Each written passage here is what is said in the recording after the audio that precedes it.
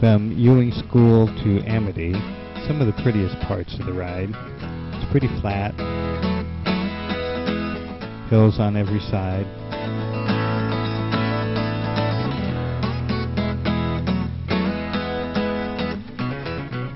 Not much traffic. It's really a great part of the ride. It's early on, so you're still feeling fresh.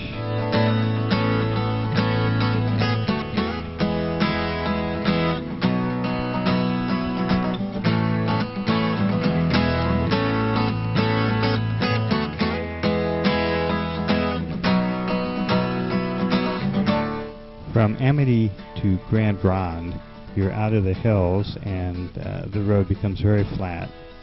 The Coast Range finally appears in the distance. This part of the ride is flat and unfortunately can be very, very windy. So if you're riding it in the pace line or can otherwise find a way to wheel suck, it's a lot more fun than going solo.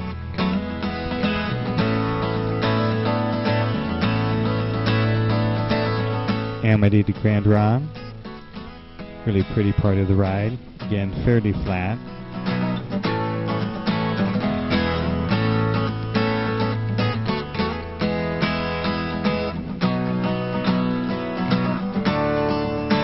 Coast Range is looking a bit closer now.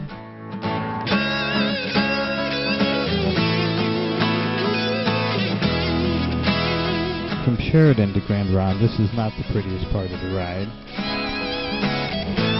Highway 18 is usually busy with cars passing you at about 60 miles an hour, but today it was pretty darn sweet. There's nothing like passing mile after mile of cars dead in the water.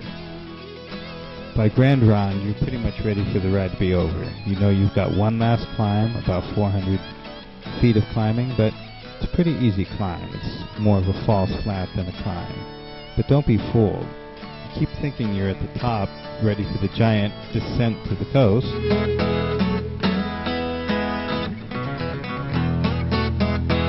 Just to find that the road tips up again and you've got yet another climb. But hang on, because at about mile 85, you finally begin to descend in earnest. This is a great descent. Big ring. If you want to push it, you can. If you want to ease back, you certainly can do that too. Very manageable. It's not at all like trying to descend from Timberline or anything like that. It's just a nice, long, gradual descent.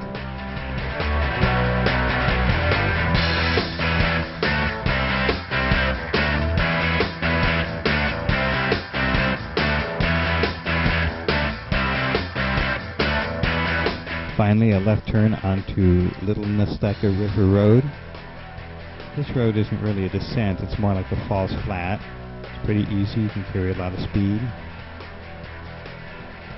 There are these cool one-way bridges. A little bumpy, but a lot of fun.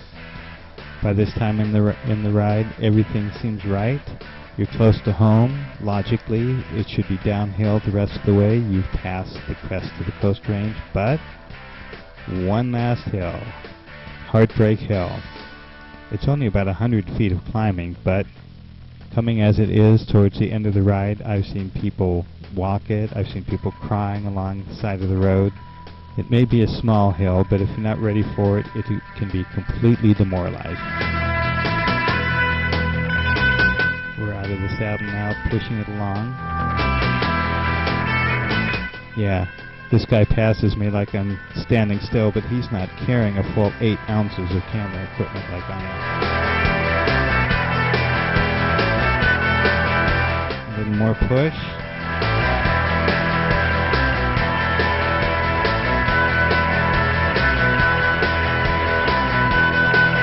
And finally you're over the top for about 400 feet of descending to the coast. More of these cool one-way bridges.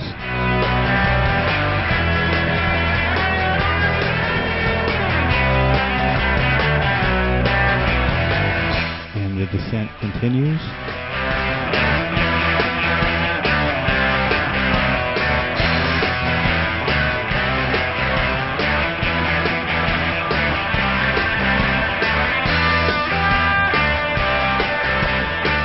Only about 8 miles to the end, the road levels out, And just behind that hill up ahead is Pacific City, about 8 miles away. This is a stunningly beautiful part of the ride. Be prepared. This last stretch is flat but can be extremely windy. It's quite demoralizing to see the finish and feel like you're getting pushed back all the way to Portland. Intersection of 101 coming up, where bicyclists stop and make their cell phone calls. Quick ride through Pacific City. Almost to the end. Oh, Lady in Red. Beautiful Pacific Ocean and Haystack Rock, and we're done. Hope you've enjoyed this virtual ride.